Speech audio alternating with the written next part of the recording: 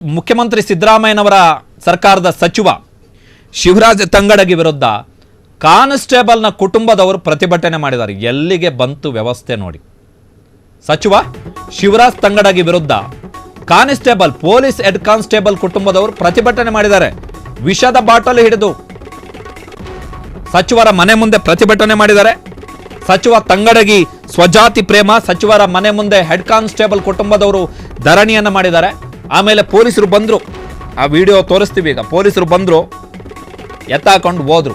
ಕಾರಣ ಏನು ಅಂತ ಹೇಳಿದ್ರೆ, ಜುಲೈ 10ನೇ ತಾರೀಕು ಕೊಪ್ಪಳ ಜಿಲ್ಲೆಯ SP ಕಾರಟಗಿಯಿಂದ ಹನುಮಸಾಗರ ಠಾಣೆಗೆ ಹೆಡ್ ಕಾನ್ಸ್ಟೇಬಲ್ ರಮೇಶ್ ಇಟ್ನಾಳ್ ಅವರನ್ನು ವರ್ಗಾವಣೆ ಮಾಡ್ತಾರೆ ಜುಲೈ 10ನೇ ತಾರೀಕು. ಆದ್ರೆ ಜುಲೈ 16ನೇ ತಾರೀಕೆ ಕೇವಲ 6 ದಿನದಲ್ಲಿ ರಮೇಶ್ ಇಟ್ನಾಳ್ ಹನುಮಸಾಗರದಿಂದ ಯಾವ ಠಾಣೆಗೆ 6 ದಿನಗಳ ಹಿಂದೆ ವರ್ಗಾವಣೆ ಆಗಿದ್ರು ಆ ಠಾಣೆಯಿಂದ ಕೊಪ್ಪಳ ಜಿಲ್ಲೆಯ ಕನಕಗಿರಿ ಠಾಣೆಗೆ, ಶಿವರಾಜ್ ತಂಗಡಗಿ ಅವರು ಪ್ರತಿನಿಧಿಸುವಂತಹ ಕ್ಷೇತ್ರ, ಆ ಠಾಣೆಗೆ ವರ್ಗಾವಣೆ ಆಗ್ತಾರೆ ಹೆಡ್ ಕಾನ್ಸ್ಟೇಬಲ್ ಆಗಿ. ಹನುಮಸಾಗರಕ್ಕೆ ಒಬ್ರು ಬೇಕಲ್ಲ ಈಗ. ಆ ಹನುಮಸಾಗರ ಠಾಣೆಗೆ ಯಾರನ್ನು ವರ್ಗಾವಣೆ ಮಾಡ್ತಾರೆ ಅಂತ ಹೇಳಿದ್ರೆ, ಕಾರಟಗಿ ಠಾಣೆಯಲ್ಲಿದ್ದಂತಹ ಹೆಡ್ ಕಾನ್ಸ್ಟೇಬಲ್ ಸುರೇಶ್ ಅವರನ್ನು ವರ್ಗಾವಣೆ ಮಾಡ್ತಾರೆ. ಸೊ ಇವತ್ತು ಹೆಡ್ ಕಾನ್ಸ್ಟೇಬಲ್ ಸುರೇಶ್ ಅವರ ಕುಟುಂಬದವರು ಶಿವರಾಜ್ ತಂಗಡಗಿ ಮನೆಯ ಎದುರುಗಡೆ ಪ್ರತಿಭಟನೆಯನ್ನ ಮಾಡಿದ್ದಾರೆ. ಇದು ಕತೆ.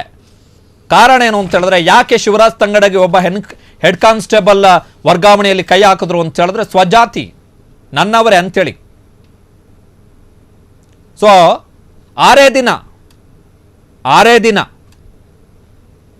ಸುರೇಶ್ ಅವರ ಹೆಡ್ ಕಾನ್ಸ್ಟೇಬಲ್ ಸುರೇಶ್ ಅವರ ಕುಟುಂಬದವರು ಏನು ಹೇಳ್ತಿದ್ದಾರೆ ಅಂತ ಹೇಳಿದ್ರೆ, ಅವರ ಸಹೋದರ ಕಳಕಪ್ಪ, ಅವರ ಅಣ್ಣ ಮತ್ತು ತಾಯಿ ಶಂಕರಮ್ಮ ಅವರು ನೋಡಿ, ಇದು ಶಿವರಾಜ್ ತಂಗಡಗಿಯವರ ಮನೆ, ಅವರ ಮನೆ ಎದುರುಗಡೆ ಪ್ರತಿಭಟನೆ ಮಾಡಿರುವಂಥದ್ದು.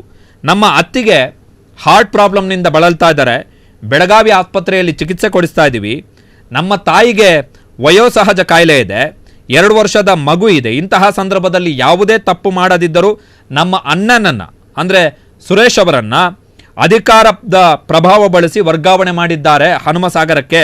ಇದರಿಂದ ನಮ್ಮ ಅಣ್ಣನಿಗೆ ಮಾನಸಿಕ ಹಿಂಸೆ ಆಗಿದೆ. ದಕ್ಷ ಮತ್ತು ಪ್ರಾಮಾಣಿಕ ಅಧಿಕಾರಿಗಳಿಗೆ ಪೊಲೀಸ್ ಇಲಾಖೆಯಲ್ಲಿ ಬೆಲೆ ಇಲ್ಲ ಅಂತೇಳಿ ಆತನ ಕುಟುಂಬಸ್ಥರು ಪ್ರತಿಭಟನೆಯನ್ನು ಮಾಡಿದ್ದಾರೆ. ಎಂಥ ಅವಸ್ಥೆ ಅಂತ ಹೇಳಿದ್ರು. ವರ್ಗಾವಣೆ ಮಾಡುವಂಥ ತಪ್ಪೇನಲ್ಲ, ಆಡಳಿತಾತ್ಮಕ ದೃಷ್ಟಿಯಿಂದ ವರ್ಗಾವಣೆ ಮಾಡಿದ್ದೀವಿ ಅಂತೇಳಿ ಕೊಪ್ಪಳ SP ಅವರು ವರ್ಗಾವಣೆಯ ನೋಟಿಸ್ನಲ್ಲಿ ಹೇಳಿದ್ದಾರೆ. ಬಟ್ ಪ್ರಶ್ನೆ ಏನು ಅಂತ ಹೇಳಿದ್ರೆ, ಒಬ್ಬ ಹೆಡ್ ಕಾನ್ಸ್ಟೇಬಲ್ನ ಉಳಿಸಕ್ಕೆ ಹೋಗಿ ಆತ ಪ್ರಭಾವ ಬಳಸಿದಂಥ ಕಾರಣಕ್ಕೋಸ್ಕರ ಇನ್ನೊಬ್ಬ ಹೆಡ್ ಕಾನ್ಸ್ಟೇಬಲ್ನ ಟಾರ್ಗೆಟ್ ಮಾಡ್ತಾರೆ. ಅದು ಕೂಡ ಸಚಿವ ಶಿವರಾಜ್ ತಂಗಡಗಿ, ಕನ್ನಡ ಮತ್ತು ಸಂಸ್ಕೃತಿ ಇಲಾಖೆಯ ಸಚಿವರು, ಜೊತೆಗೆ ಹಿಂದುಳಿದ ವರ್ಗಗಳ ಇಲಾಖೆಯ ಸಚಿವರು ಅಂತ ಹೇಳಿದ್ರೆ ನಾಚಿಕೆ ಆಗಬೇಕು. ಅಂದರೆ ಕೊಪ್ಪಳ SPಗೆ ಸ್ವತಂತ್ರವಾಗಿ ನಿರ್ಧಾರ ಕೈಗೊಳ್ಳೋಕ್ಕಾಗಲ್ಲ ಅಂತ ಆಯ್ತು. ಅಲ್ಲಿಗೆ ಕೊಪ್ಪಳ ಪೊಲೀಸ್ ಇಲಾಖೆ, ಕೊಪ್ಪಳದ ಪೊಲೀಸ್ ಡಿಪಾರ್ಟ್ಮೆಂಟು, ಕೊಪ್ಪಳದ ಪೊಲೀಸರು ಸ್ವತಂತ್ರವಾಗಿ ಕೆಲಸ ಮಾಡೋಕ್ಕಾಗಲ್ಲ. ಶಿವರಾಜ್ ತಂಗಡಗಿ ಏನು ಲೈನ್ ಹಾಕ್ತಾರೆ ಅದನ್ನು ದಾಟಿ ಹೋಗಂಗಿಲ್ಲ.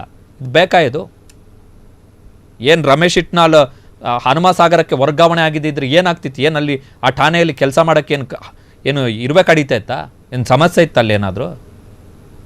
ಆತ ಹೋದವನು ವಾಪಸ್ ಬಂದ 6 ದಿನದಲ್ಲಿ ಮಂತ್ರಿಗೆ ಫೋನ್ ಮಾಡಿಬಿಟ್ಟು, ಸರ್ ನನ್ನ ಹಿಂಗೆ ಅಲ್ಲಿಗೆ ಹಾಕಿದ್ದಾರೆ, ನನಗೆ ಅಲ್ಲಿ ಕೆಲಸ ಮಾಡೋಕ್ಕೆ ಇಷ್ಟ ಇಲ್ಲ, ನೀವು ಹೇಳಿ ಅಂತೇಳಿ SP ಹೊಸದಾಗಿ ಆದೇಶ ಕೊಟ್ಟು, ಆಯ್ತಪ್ಪ ಬಾಪ ನೀನು ಕನಕಗಿರಿ ಠಾಣೆಗೆ ಅಂತೇಳಿ ವಾಪಸ್ ಕರೆಸ್ಕೊಂಡ್ರು. ಇವನನ್ನು ಸುರೇಶ್ ಅವರನ್ನು ಅಲ್ಲಿ ಕಳಿಸೋದ್ರು.